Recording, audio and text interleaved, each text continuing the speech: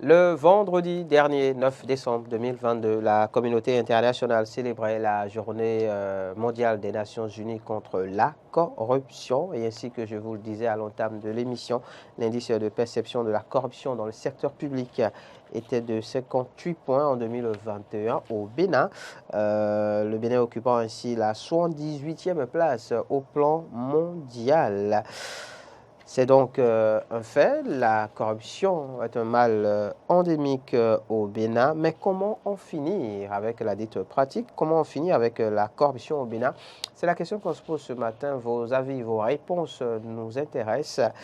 Vous pouvez nous appeler au 96 76 68 68 justement pour les partager avec nous. En plateau avec moi, Stanislas Samoa, avec qui on va planter le décor. Stanislas, à nouveau bonjour. Et bonjour Ahmed. On parle donc aujourd'hui d'un mal endémique, sociologiquement endémique, osons le dire, la corruption. Faisons une clarification conceptuelle à toutes fins utiles, sait-on jamais. On va faire comme on avait l'habitude de le faire quand on était sur les bancs. Notion de corruption. Oui, vous savez, la corruption, nous en parlons très souvent, on l'entend dans les débats, ça revient beaucoup plus dans l'actualité sous différentes formes. Mais bon, quand on parle de corruption, c'est que pour n'importe quel service pour lequel vous aspirez, eh bien, vous êtes obligé, soit on vous oblige, soit volontairement, vous décidez de donner quelque chose. Soit ça peut être un bien en nature, ou en argent, histoire d'avoir accès à un service. Donc, la corruption, c'est ça.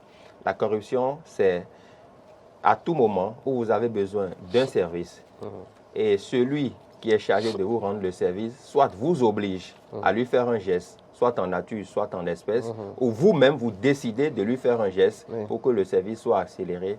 On parle de corruption. Et c'est là, justement, que cela fait appel à la notion des deux acteurs, le corrompu et le corrupteur. Parce qu'il n'y a pas l'un sans l'autre. Quand on parle de corruption, il y a le corrompu et le corrupteur. L'initiative peut venir du corrupteur comme ça peut venir du corrompu. Voilà. Le corrompu peut amener donc le corrupteur à devenir corrupteur. Exactement, c'est ça. Tout comme le corrompu peut être amené à devenir corrompu du fait du corrupteur. Du corrupteur, voilà. Vous avez notion bien de corruption, hein? C'est ça. Notion de corruption. Ouais.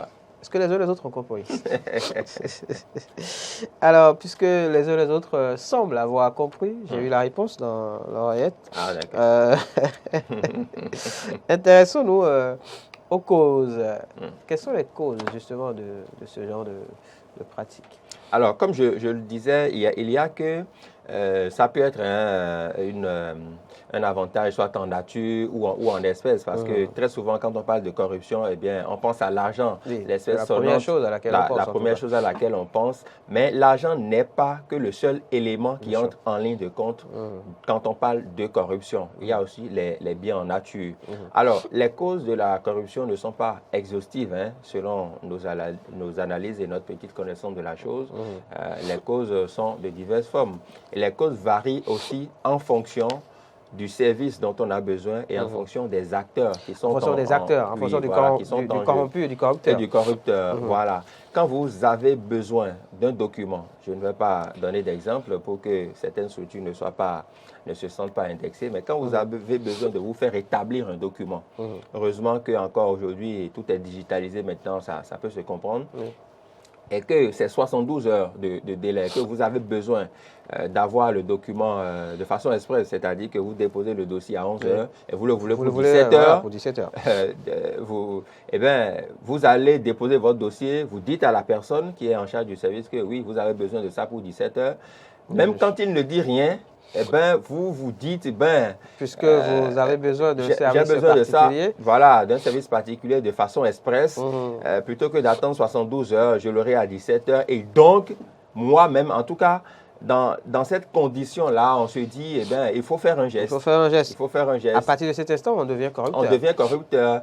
Et l'autre, jusqu'à ce moment, il n'est pas encore corrompu. Parce que vous pouvez faire le geste. Et ça va étonner ceux qui nous suivent en ce moment. Vous pouvez faire le geste et il va refuser. Et il y a des cas où des personnes refusent, justement. Bien sûr. C'est vrai que ces cas ne sont pas nombreux, d'accord, mais ça existe. Où vous donnez l'argent, vous donnez ce que vous avez, et la personne se dit non. Non. Donc, à partir du moment où la personne accepte, elle devient corrompue. Et donc, vous la corrompez, on essaie de vous rendre le service et ça passe. Donc, les causes, ça varie. Alors, d'autres causes, c'est que vous êtes dans une situation délicate. Vous savez, les personnes, par exemple, qui sont en porte-à-faux, soit avec des directives de leur structure. Par exemple, je vous donne un exemple.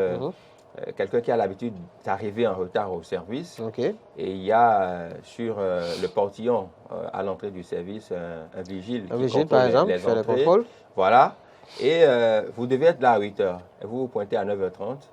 Eh bien, si le vigile doit vous laisser passer, ou s'il doit inscrire que vous êtes venu à 8 h, alors que vous êtes en réalité arrivé à 9 h 30, eh bien, vous-même, vous dites, bon, d'accord. Vous vous sentez redevable, voilà, en fait. Vous vous sentez redevable. Voilà, vous vous dites, bon, cher ami, franchement, c'est vrai que je suis venu à 9 h 30, mais si tu pouvais mettre 8 h. Si tu pouvais mettre 8 h. Chef, même 8 h. Chef, regarde la montre avec des yeux de grandes personnes. Voilà, justement. Et donc, quand vous dites ça, vous faites le geste qu'il faut et puis il met 8 h. Et des fois, mais il vous dit, oui, cette fois-ci, mais prochainement, il ne faut plus refaire. Bon, voilà. Et donc, voilà, lui-même, il devient corrompu. Donc, il y a plusieurs facettes. Et voilà, dans plusieurs structures, que ce soit publiques ou privées, les actes de corruption sont légion. Il y a que, par exemple, vous demandez un service à quelqu'un, il dit d'accord, il vous écoute, en fait, vous l'appelez et tout ça. Il dit oui, Ahmed, d'accord, c'est reçu, d'accord, c'est bon. Et puis il ne dit rien. Mais sans plus. En fait, son silence déjà vous amène à vous poser des questions. Mais qu'est-ce qu'il veut? Pourquoi il ne réagit plus? Est-ce qu'en réalité, ce n'est pas parce qu'il attend quelque chose de ma part? Voilà, donc la corruption aussi est suscitée à des moments donnés. Elle est suscitée par un simple silence. La personne qui est en position de force, parce que justement, on remarque l'acte de corruption dans plusieurs cas où vous êtes demandeur d'un service. Parce que quand vous n'êtes demandeur de rien, vous ne vous sentez pas obligé de faire un geste. Donc, mais quand vous êtes demandeur d'un service et qu'il y a une personne habilitée à rendre ce service-là, vous vous dites, si je ne fais pas le geste qu'il faut, il ne va pas accélérer. Et surtout par le passé, où on était candidat plusieurs candidats à des concours de recrutement ou de ci ou de ça.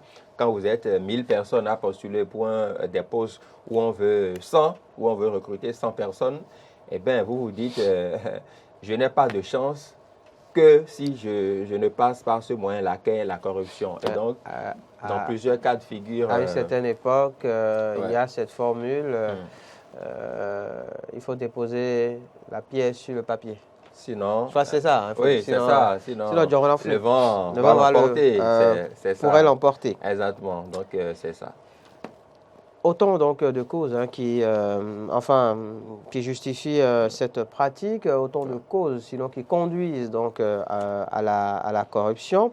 Et quand on sait qu'au Bénin, il y a plusieurs organisations en la matière qui donc militent pour lutter contre la corruption, on va parler peut-être du FONAC, récemment, un haut commissariat aussi a été installé dans ce cadre, en lieu et place justement de l'autorité nationale de lutte contre la corruption.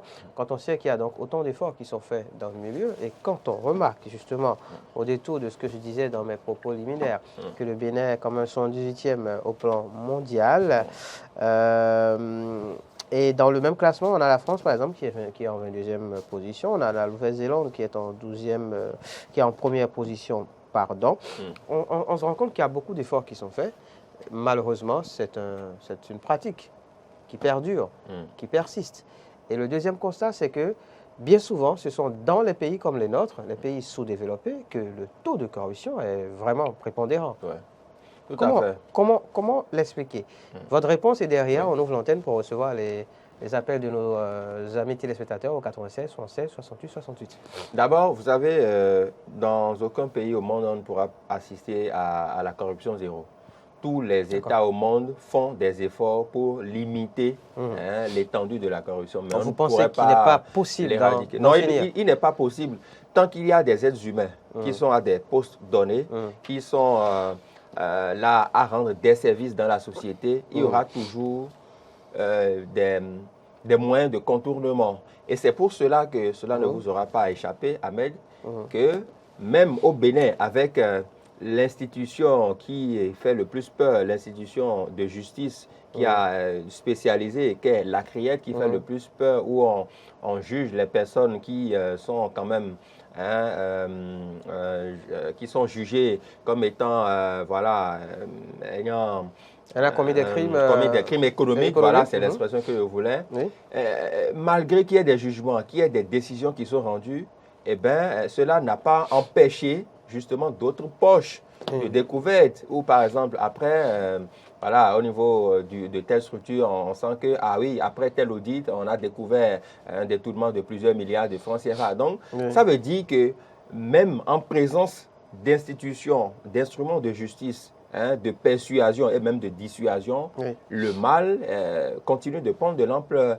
Et donc, cela nous ramène à dire simplement que l'être humain cherche toujours des voies de contournement. Quand, par exemple, à des postes, on sait qu'on était habitué à avoir des postes de police à presque toutes les stations. Quand vous êtes sur un tronçon, vous quittez Cotonou pour Parakou, par exemple. Oui. Mais de plus en plus, des efforts sont faits pour qu'on n'ait plus tellement de stations de contrôle. Mais pour autant, vous savez que même quand on refuse, quand on fasse le geste main à main, il y a plusieurs moyens par lesquels des gens peuvent entrer en possession des fonds ou de biens en nature. Et donc, quand vous dites que oui, plus dans les pays sous-développés, il y a un taux de corruption assez élevé, cela s'explique simplement par les conditions de vie. C'est-à-dire, plus les gens sont démunis, plus ils sont corruptibles. Voilà, ils sont corruptibles. Ils se sentent dans le besoin, en tout cas, de faire des gestes pour accéder à des postes ou à des services donnés. Et donc, c'est de ça qu'il s'agit. Vous voyez une bonne dame qui se dit, bon, je n'ai toute mon économie, c'est 50 000 francs. Oui. Je voudrais que mon fils accède à ce poste. Une bonne dame qui a fini de vendre toute sa recette, mais elle se dit que la compétence, la valeur intrinsèque de son fils ne suffirait pas. Et donc, si vous pouvez connaître quelqu'un pour que je puisse lui déposer pour que mon fils unique puisse avoir droit à ça, cela m'aiderait. Et donc, quand on évolue dans cette mentalité-là, à plusieurs étages, il n'y a que la corruption est plus développée dans les pays en voie de développement. Les pays en voie de développement, quand on fait la comparaison avec des pays développés, le constat est tout à fait clair. 96, 76, 68, 68, c'est maintenant qu'il faut nous appeler. 96, 76, 68, 68. Comment en finir avec la corruption au Bénin?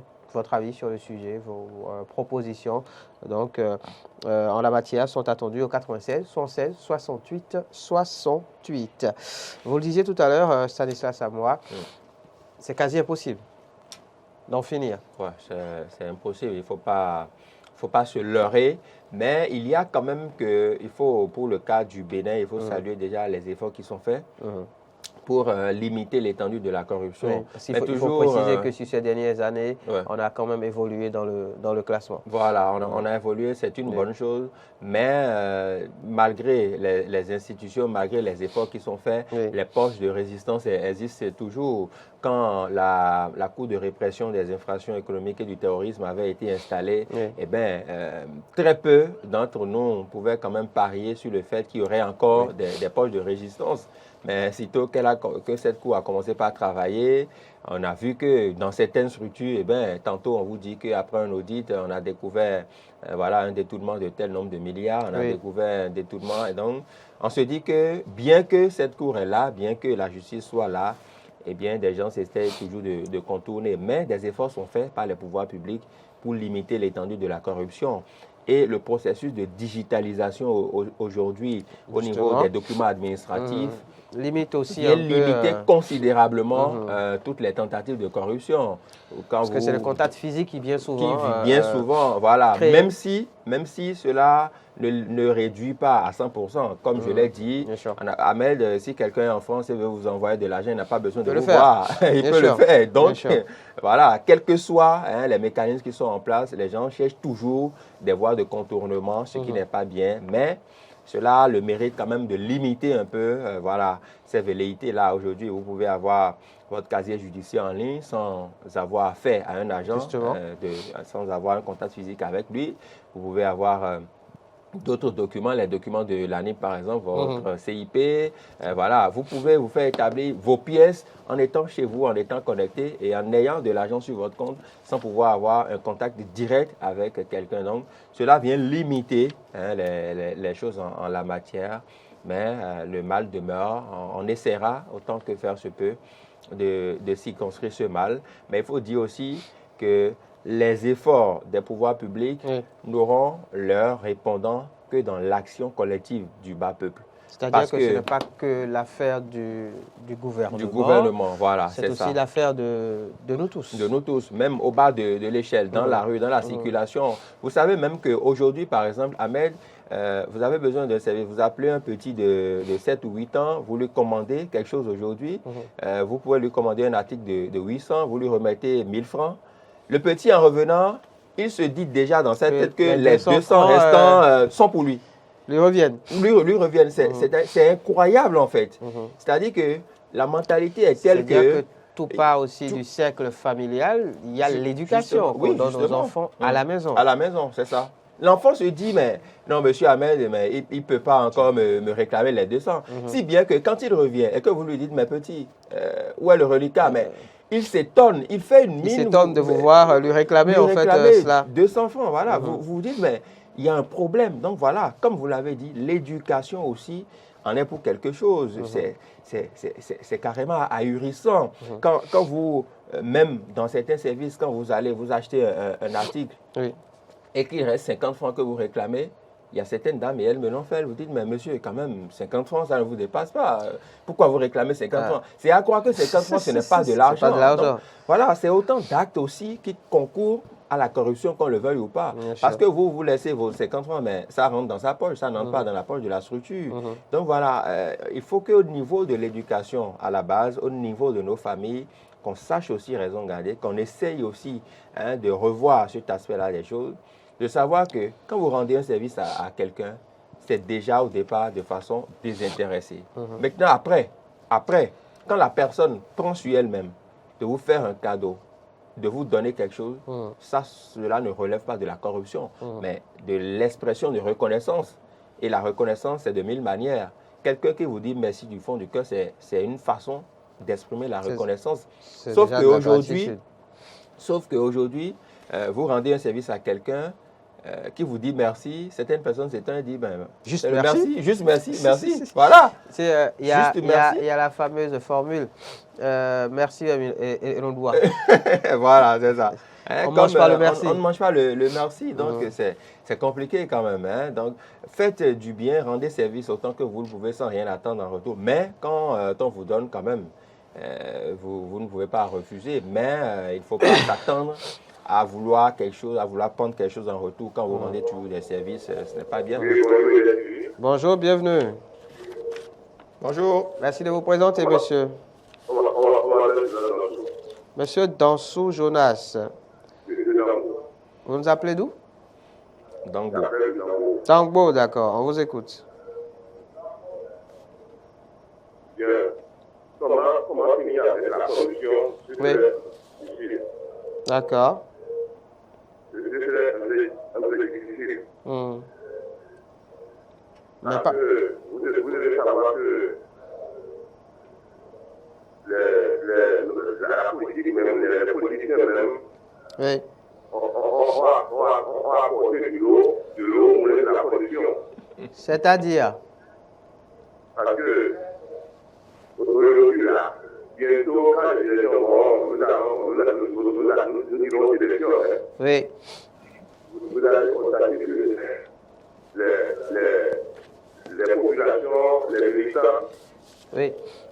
lorsqu'ils n'ont pas recevoir le minimum, là, ils n'ont pas sorti pour aller voter. Par le minimum, vous entendez de l'argent, c'est ça? C'est de l'argent. Quand ils vont sur les signes, on leur donne de l'argent pour manger les ballons. D'accord. Donc, il y a des gens qui restent là, sans que le leader ne va pas venir les voir là, pas pour voter. D'accord. parce qu'on les avait préparés pour ça. Parce qu'ils ont été, on va dire, habitués à cela. Habitués à cela. Donc, c'est très difficile. Maintenant, quand vous prenez les élections qu'il y a aujourd'hui, d'un à l'autre là, oui. est-ce que les gens sont sincères avec les élections ou bien ils vont faire du chantage au leader pour qu'on puisse leur donner quelques avantages de la élection? Mais d'accord. Si tant est-il que vous pensez qu'on ne peut pas en finir, mais il y a quand même matière à travailler, à tout au moins limiter la casse. Parce que dans d'autres pays, par exemple, on n'a pas un taux de corruption aussi élevé que dans les pays comme les nôtres. Je ne pas élevé parce que les gens ont déjà habitué ou l'habitude aujourd'hui. On a habitué les militants, les leaders politiques aujourd'hui. D'accord. Mais... D'accord.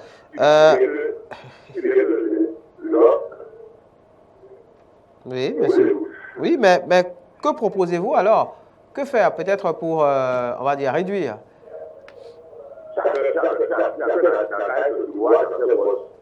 Ok. Oui.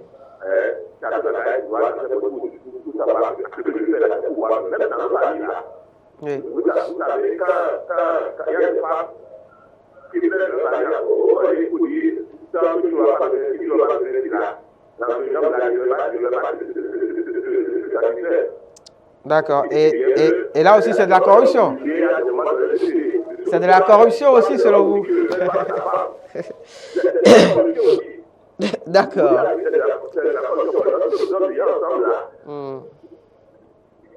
D'accord.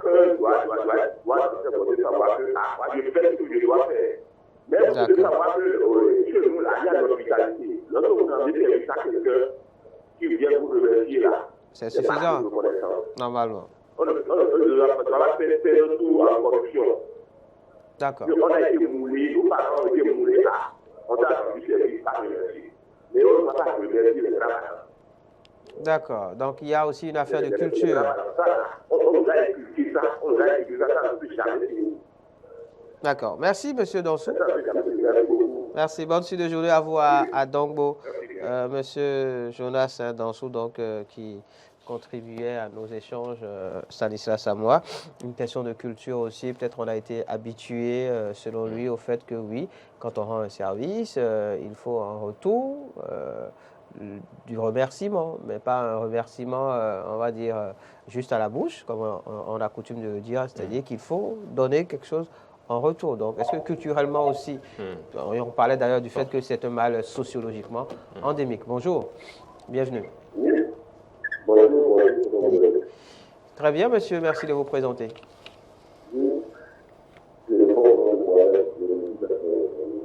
Monsieur Mohamed, vous nous appelez d'où? De Tonguieta, d'accord, je vous écoute.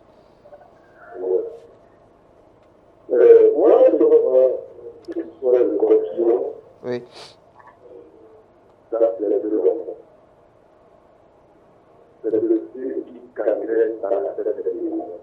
N'est-ce pas? Une véritable gangrène.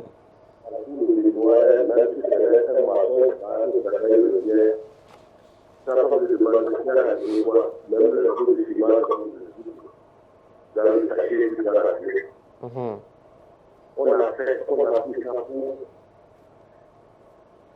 C'est comme si un mois.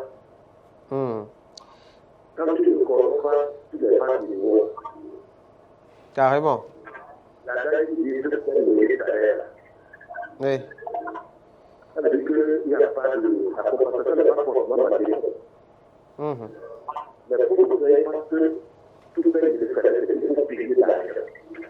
C'est ça. Le salaire est matériel, ça peut être salaire. Oui.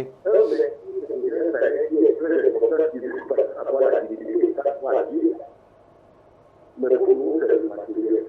Donc, quand on parle de ça, il n'y a pas d'argent qui est pauvre. Quand on n'a pas d'argent, on n'a pas d'argent, mais on a mais nous pensons que la richesse, c'est l'argent, c'est d'abord ça. Donc, c'est une question d'éducation, une fois de plus, pour vous. D'éducation, de mentalité. En faisant la pression, d'accord. D'accord, donc des initiatives comme la création de la criette, par exemple, sont à saluer.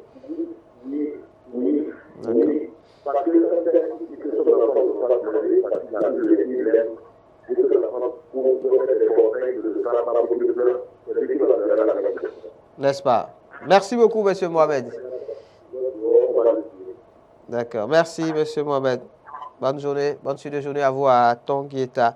La question de l'éducation qui revient beaucoup, Stanislas à moi, mine de rien. Dans l'actualité, la revalorisation salariale prononcée par le gouvernement, justement, est-ce que cela ne vient pas aussi d'une certaine manière aider à lutter contre la corruption? Quand on sait que, comme vous le disiez tout à l'heure, l'une des causes, c'est aussi attaché au fait que les populations vivent dans le dénuement et donc quand on vit dans le dénuement, forcément, on est plus facilement corruptible. Donc, on revalorise pour permettre peut-être aux travailleurs de vivre mieux. Oui, tout à fait. Et à partir de cet instant, ils deviennent moins corruptibles. Oui, tout à fait. Et ils deviennent moins exposés aussi aux pratiques de corruption. Quand vous êtes à l'abri du minimum, vous ne vous sentez pas forcément redevable envers quelqu'un. Vous pouvez assurer le minimum de votre quotidien, de votre suivi, voilà. Du manger, du loyer, de tout ce qui va avec, des petits soins. Donc, quand vous avez ça, quand vous êtes à l'abri de ça, eh bien, vous vous sentez plus à l'aise. Mais je voudrais juste faire une petite nuance entre l'expression de reconnaissance et les actes de corruption. Ce n'est pas forcément la même chose. Quand vous rendez service à quelqu'un et qui, après, des jours plus tard ou des semaines après, vient vous manifester une reconnaissance, ça, ce n'est pas la corruption. Mais quand, avant de rendre un service, vous dites, vous exigez quelque chose. Vous tentez de donner quelque chose pour avoir ce service en question. Ce service, c'est là qu'on parle de corruption. Donc, ce n'est pas la même chose. La question de reconnaissance, c'est lié à l'éducation. On doit toujours être reconnaissant envers quelqu'un qui nous aide. C'est la moindre des choses. Il y a en tout cas au sortir de ces échanges à retenir donc la question de l'éducation qui est beaucoup revenue. Il faut travailler donc à inculquer les bonnes valeurs aux enfants dès le bas âge et après aussi travailler à inculquer les bonnes valeurs par exemple aux fonctionnaires, ceux qui sont dans les, en tout cas qui travaillent dans le secteur public et pas que, même dans nos administrations, dans le privé aussi, dans nos administrations, de sorte à ce qu'on sache que oui, quand on est en poste, on a un travail à faire. C'est ça. On a un service à rendre concernant un service pour lequel on vous paye aussi. Pour lequel on est payé justement. Donc on n'a pas besoin d'attendre en retour eh bien, on va dire quoi, des faveurs de la part de ceux qui ont besoin de ces services pour le leur rendre. Donc c'est la question de l'éducation et peut-être qu'il faut aussi retenir que, ok, on n'en finira peut-être jamais. Mais on gagnera toujours travailler donc à limiter la casse. Merci beaucoup à vous, Stanislas Samoa. C'est moi. Merci à tous les amis téléspectateurs qui sont intervenus, ceux qui ont voulu intervenir et ne l'ont pas pu. On en reparlera puisque vous le savez, c'est un sujet dont on ne finira pas de parler de sitôt. C'est une gangrène, comme l'a dit M. Mohamed. Merci à M. Jonas Danso aussi de nous avoir appelé de Dango. Stop FM, de l'actu décalé de ce jour, Stop FM de Matin d'Éden de ce jour. Rendez-vous demain en plateau Moriagua pour la présentation. On se retrouvera, vous et moi, jeudi. Bonne suite de journée à chacun et à tous.